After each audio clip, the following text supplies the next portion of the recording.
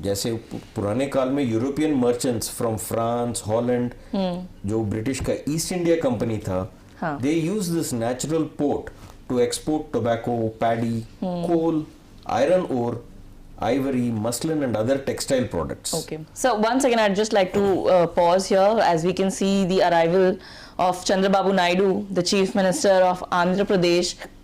He's already here and he's being received by CNS over here. He'll also be on board INS Sumedha for the International Fleet Review.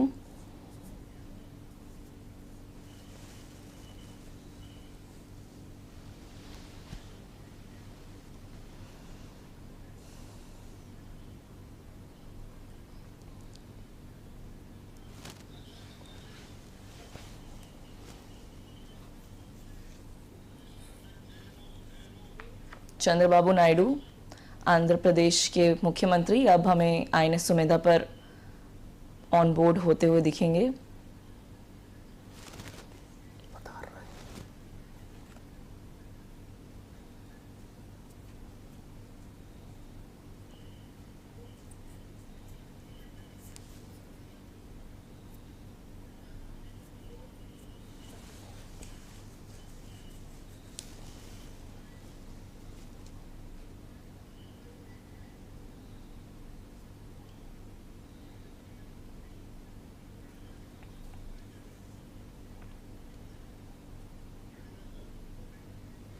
जी बताइए sir. तो जैसे मैं कह रहा था कि पुराने ज़माने के जो कॉलोनियल पावर्स थे, जैसे फ्रांस, हॉलैंड और ब्रिटिश की ईस्ट इंडिया कंपनी वगैरह थे, इधर से एक्सपोर्ट करते थे उनके देशों में tobacco, paddy, coal, basically textile, and ये this continues to this day where Vizag Harbour is still extensively used by Mercantile Marine in addition to being the home port of the Eastern Naval Command. ये harbour, modern harbour देखा जाए तो it was started in 1927 and it was opened for shipping in 1933. Okay. यहाँ जब हम jetty के visuals देख रहे हैं, यहाँ पर हम ऑलरेडी अराइवल्स देख चुके हैं फ्लैग ऑफिसर्स के, साथ ही जो आंध्र प्रदेश राज्य के काफ़ी सारे मंत्री हैं यहाँ पर, उप मुख्यमंत्री हम देख चुके हैं, मुख्यमंत्री का भी अराइवल हम यहाँ पर देख चुके हैं। आंध्र प्रदेश के लिए काफ़ी प्रेस्टिजियस इवेंट है और यहाँ जब हम जेटी के विजुअल्स देख रहे हैं तो यहाँ पे 150 मेन हैं जो कि राष्ट्रपति महोदया को एक जो 150 मैन गार्ड्स की वो गार्ड होता है वो देंगे और साथ ही 21 गन सैल्यूट होगा, वो दिया जाएगा। क्या खासियत है इस 150 मैन गार्ड की?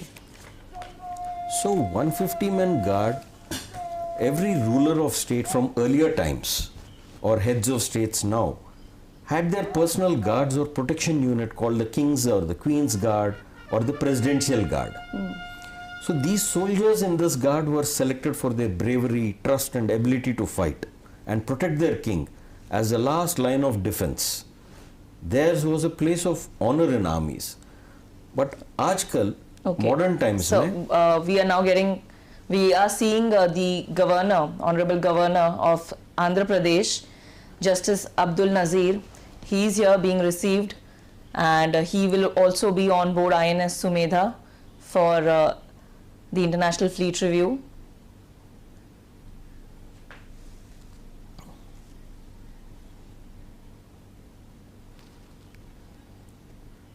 आंध्र प्रदेश की गवर्नर जस्टिस अब्दुल नज़ीर यहाँ पर आ चुके हैं और वो भी INS सुमेधा पर ऑन बोर्ड होंगे।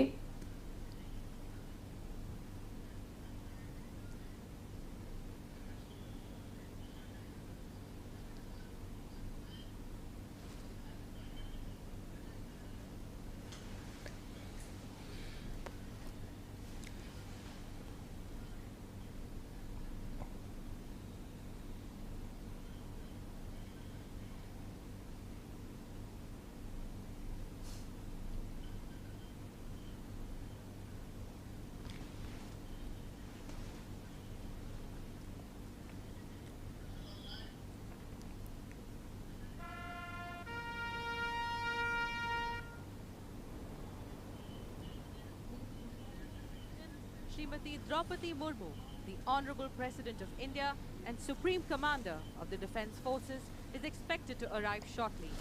On arrival, the band will play the national song, following which the Honorable President of India will receive the Rashtriya Salute, accompanied by the national anthem. The Honorable President of India will thereafter inspect the Guard of Honor and proceed to embark the presidential yacht INS Sumedha. The Honorable President of India will be received with a ceremonial piping of the side by Rear Admiral Alok Anand.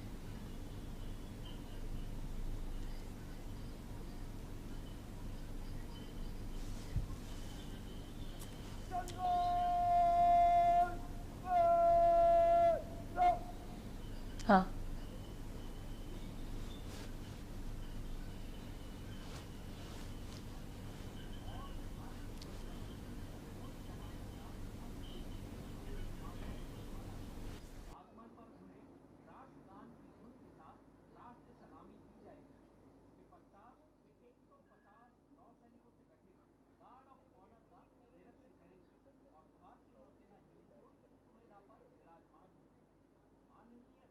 राष्ट्रपति का स्वागत rear admiral आलोक आनंद, युद्ध सेवा medal, flag officer commanding eastern fleet और commander Aniket भदे, INS Sumedha के commanding officer द्वारा औपचारिक रूप से किया जाएगा। इसके पश्चात राष्ट्रपति का जहाज प्रस्थान करेगा।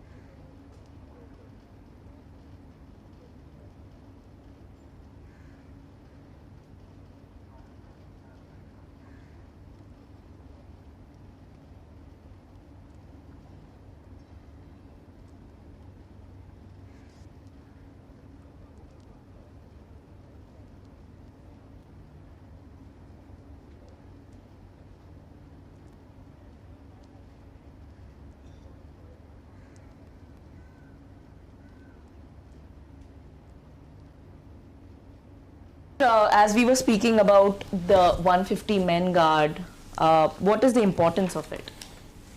हाँ, जैसे मैं कह रहा था कि द प्रेसिडेंट्स स्पेशल गार्ड जो होते हैं वो प्रेसिडेंशियल सिक्योरिटी के लिए होते हैं। आधुनिक समय में while they still have their security element, it is a smaller unit and the ceremonial guard जो हुआ, president's guard हुआ, it has become ceremonial in nature.